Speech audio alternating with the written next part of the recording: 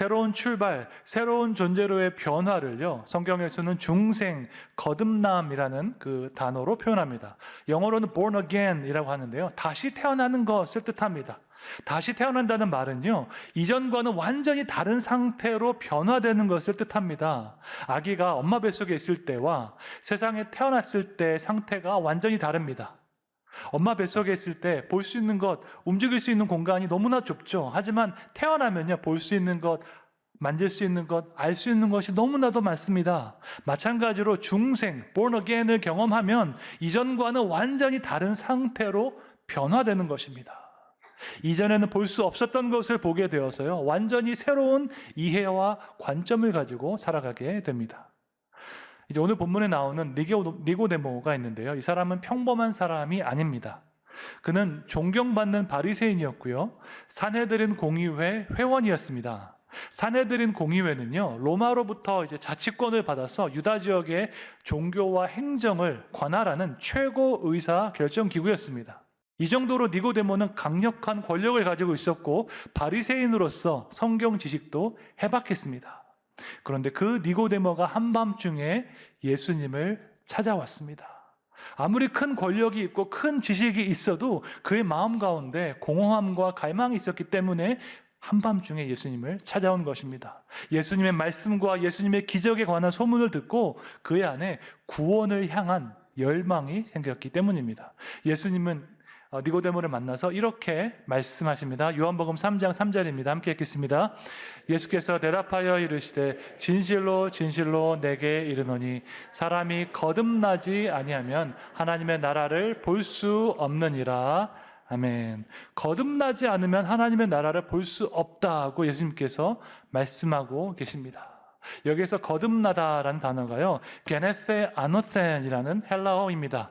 영어라면 born again인데 여기서 두 번째 단어가 중요합니다. 아노센이라는 단어에는 두 가지 의미가 있습니다. 첫째는 다시, again이라는 뜻이 있고요, 둘째는 위로부터, from above라는 뜻이 있습니다.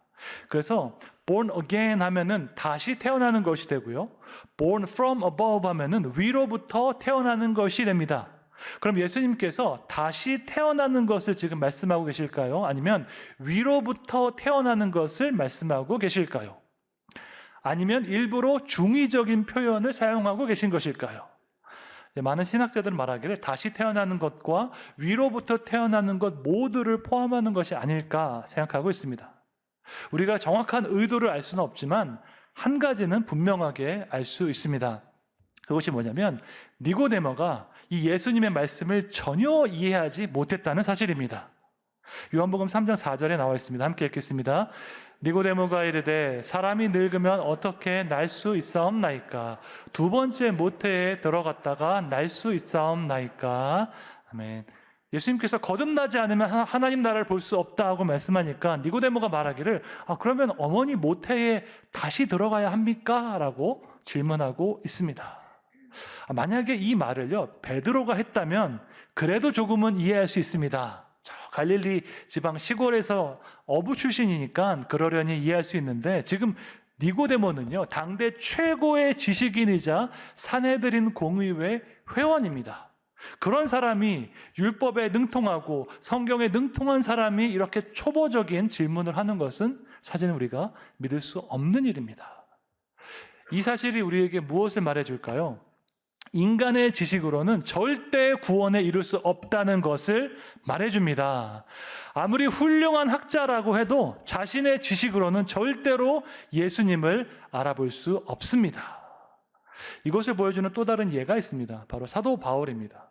바울 역시 당대 최고의 지식인이었습니다. 최고의 율법사 가말리엘에게 직접 배웠습니다. 모세의 율법뿐만 아니라 헬라의 철학, 헬라의 수사까지 갖춘 최고의 지식인이었습니다. 그런데 아무리 지식이 탁월해도 바울이요, 예수님을 알아볼 수가 없었습니다. 다메섹 도상에서 예수님께서 그에게 나타나셨을 때 바울이 어떻게 질문했지요? 주님, 주께서 누구십니까? 라고 질문했습니다. 구약의 율법과 선지서를 달달 외고 있어도 정작 예수님을 만났을 때 그분이 누구신지 알 수 없었습니다. 신약성경 전체에서 제일 똑똑한 사람 두 사람만 얘기해봐라 하면요, 니고데모와 바울입니다. 최고의 율법적 지식, 선지자를 다 알고 있는 그 최고의 지식인이라 할지라도 그 둘이 예수님을 만났을 때 예수님이 누구이신지 알아보지 못했습니다. 아무리 지식이 많아도 인간의 힘과 지식으로는 주님을 알아볼 수가 없는 것입니다. 주님께서 우리의 마음과 눈을 열어주지 않으시면요, 어느 누구도 예수님을 알아볼 수가 없습니다. 두 번째로, 우리는 선행으로 구원을 받을 수 없습니다. 거듭나지 않으면 하나님 나라에 들어갈 수 없다는 것은요, 우리의 영혼과 인격 안에 총체적인 변화가 필요하다는 것입니다. 종교적인 의무를 한다고 해서, 착한 일을 많이 한다고 해서 구원에 이르는 것이 아닙니다. 인간의 양심에는요, 하나님의 형상이 남아있기 때문에 우리에게는 양심이 있습니다. 인간의 양심에는 도덕법이 적혀 있는데 그 핵심은 이것입니다. 착하게 살면 상을 받고 나쁘게 살면 벌을 받는다는 것입니다. 이 도덕법은요, 시대를 초월하고 문화를 초월해서 작동합니다. C.S. 루이스가 이런 말을 했습니다. 자기 이익을 위해서 사기를 치고 배신을 하는 사람은 있지만 그 사실을 공개적으로 자랑하는 사람은 없다라고 말했습니다. 여러분, 자기 이익을 위해서 친구를 배신하고 그것을 자랑하는 사람을 본 적이 있으십니까? 자기 정욕을 위해서 배우자를 배신하고 그것을 자랑하는 사람을 보신 적이 있으십니까? 최소한의 양심이 있는 사람이라면 그렇게 할 수 없습니다. 자기 행동이 나쁜 일이라는 것을 알면요, 절대로 그것을 공개적으로 자랑할 수 없습니다. 이 양심을 따라서 자연스럽게 나오는 결론이 한 가지가 있는데요, 착한 일을 하면 천국에 간다는 결론입니다. 사실 이것은 상당히 그럴듯한 생각이고요, 세계 모든 종교의 핵심 사상이기도 합니다. 착하게 살아서 덕을 많이 쌓으면 죽어서 천국에 간다는 것입니다. 그런데 여기에는 한 가지 맹점이 있습니다. 우리가 살면서 착한 일도 많이 하지만요, 나쁜 일도 많이 합니다. 사람에 따라 다르겠지만 대부분 착한 일보다는 나쁜 일을 훨씬 더 많이 합니다. 그런데 착한 일을 한다고 해서요, 우리의 나쁜 일이 사라지는 것이 아닙니다. 내가 오늘 착한 일 5개 했다고 해서 어제 했던 나쁜 일 5개가 사라지는 것이 아닙니다. 인간이 스스로의 힘으로 구원받지 못하는 것은요, 착한 일이 부족해서가 아니라 우리 안에 있는 이 죄의 문제를 해결할 수 없기 때문입니다. 천국은 하나님께서 계시는 곳인데 우리 하나님께서는 거룩하신 분이십니다.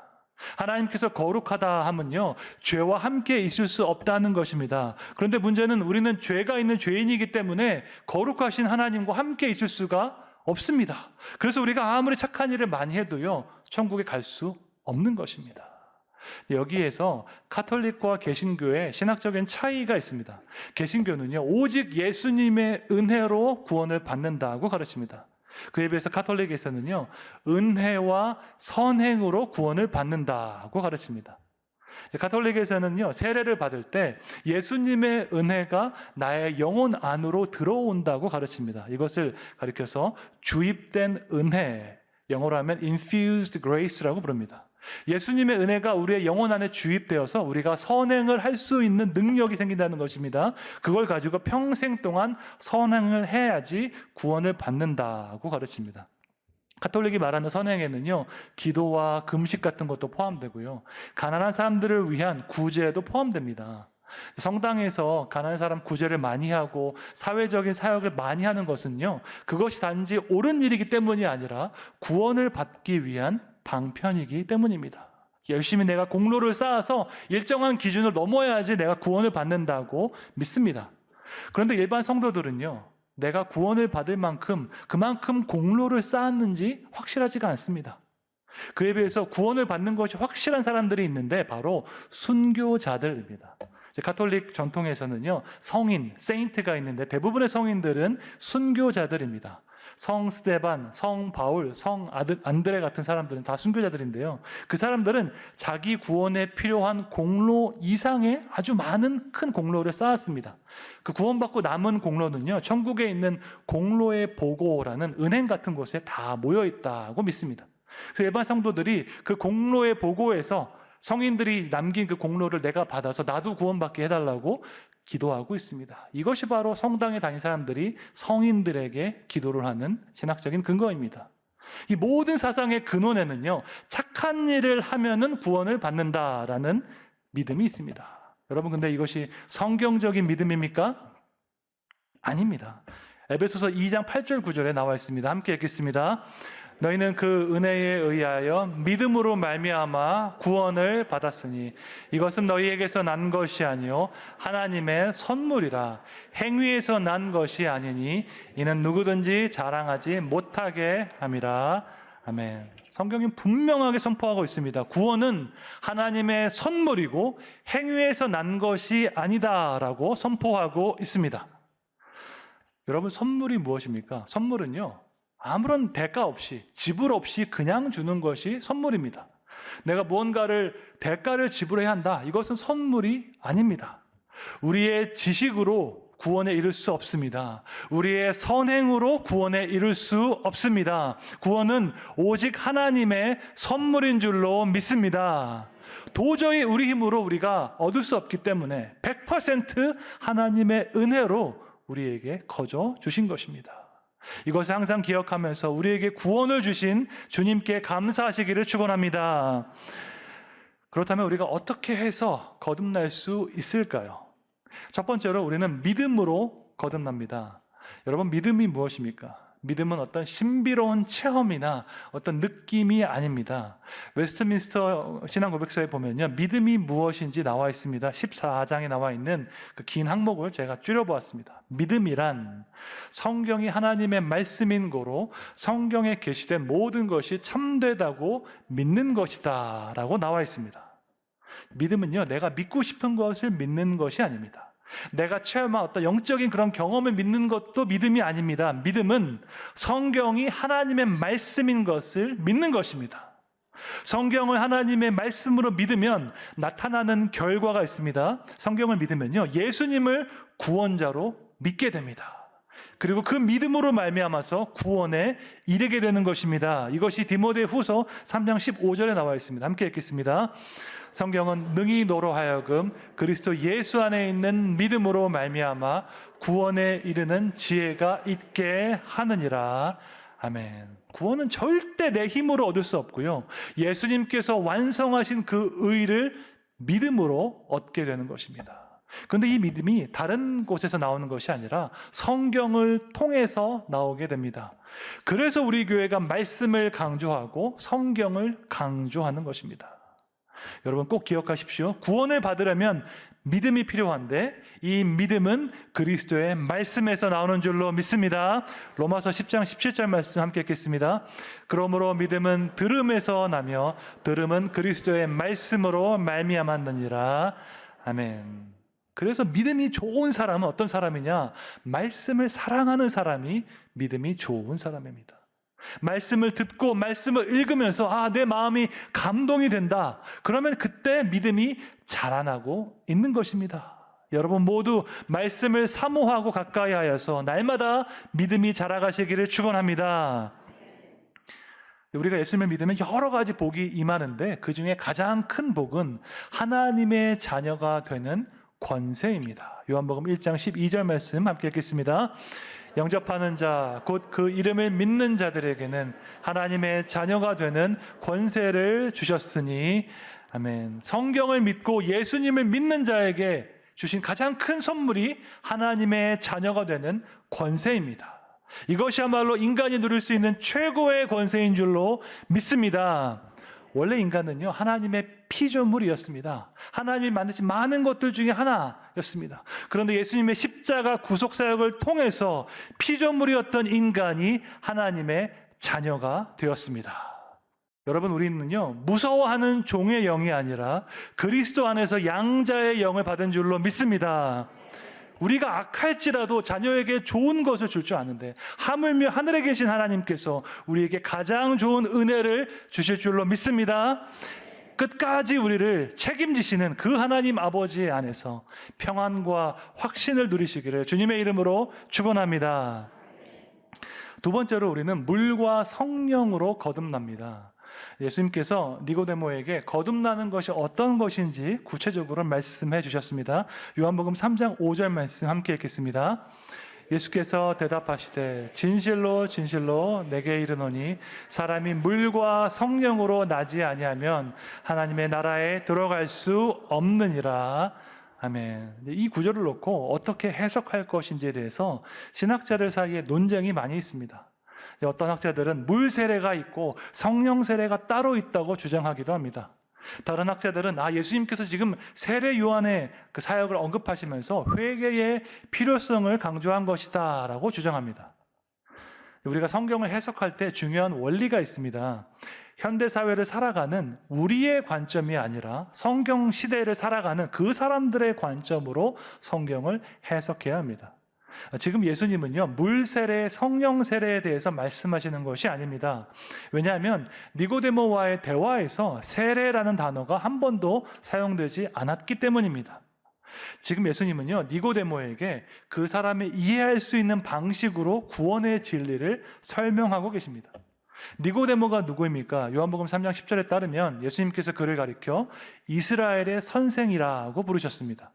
그러니까 니고데모는요, 구약의 율법과 선지서에 능통한 사람이고 율법을 가르치는 선생이었습니다.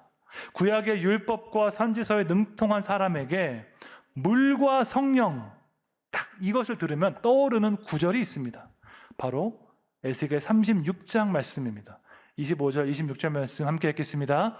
맑은 물을 너희에게 뿌려서 너희로 정결하게 하되 곧 너희 모든 더러운 것에서와 모든 우상 숭배에서 너희를 정결하게 할 것이며 또 새 영을 너희 속에 두고 새 마음을 너희에게 주되 너희 육신에서 굳은 마음을 제거하고 부드러운 마음을 줄 것이며 아멘. 에스겔 36장은요, 새 언약에 관한 아주 중요한 말씀입니다. 이스라엘 민족에게는 옛 언약이 있었습니다. 모세의 언약이죠. 그것에 신실하지 못해서 그들이 하나님께 징계를 받았습니다. 바벨론에서 포로 생활을 통해서 징계를 받았는데 그들이 다시 회복될 것을 말씀하시면서 하나님께서 그들에게 새 영과 새 마음을 주시겠다고 약속하셨습니다. 옛 언약에서는요, 돌판에다가 율법을 새겨주셨는데 새 언약에서는 마음에다가 하나님의 율법을 새겨주겠다라고 약속하셨습니다. 그러기 위해서는 우리 마음이 깨끗해져야 하는데 물과 성령으로 우리의 마음을 정결하게 하겠다라고 주님께서 말씀하셨습니다. 그래서 예수님께서 물과 성령으로 거듭나야 된다고 할 때 니고데모는 즉각적으로 에스겔 36장을 떠올렸을 것입니다. 에스겔 선지자가 600년 전에 예언했던 그 일을 예수님께서 지금 하시는구나. 물과 성령으로 거듭나면 마음이 깨끗하게 되어서 하나님 나라에 들어갈 수 있구나 알게 되었습니다. 물과 성령으로 거듭나는 것은요, 우리의 인격 전체가 완전하게 변화되는 것을 의미합니다. 착한 말을 하고 착한 행동을 하는 것만으로는 턱없이 부족합니다. 성경을 많이 읽고 연구해서 성경 지식을 쌓는 것도 턱없이 부족합니다. 성령의 역사로 나의 전 존재가 변화되지 않으면은 하나님 나라에 들어갈 수 없는 것입니다. 이것을 잘 나타낸 신학적인 개념이 하나 있는데 바로 그리스도와의 연합입니다. 오늘 설교는 사실 평소보다 조금 더 교리적이고 신학적인 설교입니다. 제가 평소에는 설교하면서 최대한 현대적인 언어를 사용해서 진리를 선포하고자 하는데 오늘은 이제 학습과 세례를 하는 중요한 날이기 때문에 우리가 믿는 신앙에 대해서 교리적으로 신학적으로 말씀을 드리고 있습니다. 성령으로 거듭나면요, 우리는 그리스도와 연합하게 됩니다. 성령의 역사를 통해서 그리스도와 내가 하나가 되는 것입니다. 이 연합은요, 영적인 연합이고 인격적인 연합입니다. 성령께서 내 안에서 예수님을 증거하시기 때문에 그 은혜로 말미암아서 내가 예수님을 구주로 고백할 수 있습니다. 고린도전서 12장 3절에 보면은 성령으로 아니하고는 누구든지 예수를 주시라 할 수 없다고 말씀하고 있습니다. 성령을 통해서 예수님과 연합하는 것, 이것을 가장 잘 보여주는 것이 있는데 바로 세례입니다. 세례는요, 내가 그리스도와 함께 죽고 그리스도와 함께 살아나는 것을 보여주는 상징이기 때문입니다. 로마서 6장 4절 말씀 함께 읽겠습니다.